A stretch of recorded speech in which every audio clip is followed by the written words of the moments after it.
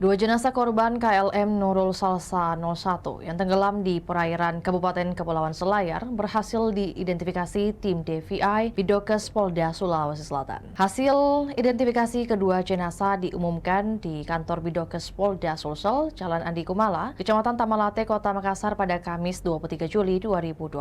Kepala Bidang Kedokteran dan Kesehatan Polda Sulawesi Selatan, Kombes Pol M. Haris mengatakan, hasil identifikasi mengungkap identitas korban bernama Hasriati, perempuan berumur 44 tahun, warga Dusun Garasi, Kelurahan Pasimasunggu Timur, Kabupaten Kepulauan Selayar. Jenazah kedua teridentifikasi bernama Bau Intang, perempuan berumur 50 tahun. Dua jenazah yang teridentifikasi ini akan diserahkan ke Polres Selayar untuk selanjutnya diserahkan ke keluarga korban. Kedua jenazah diduga korban KLM Nurul Salsa yang tenggelam di perairan Selayar pada Rabu 14 Juli 2026 pekan lalu itu ditemukan di sekitar perairan Pulau Sanai, Kabupaten Pangkep, Selasa 21 Juli 2026 kemarin.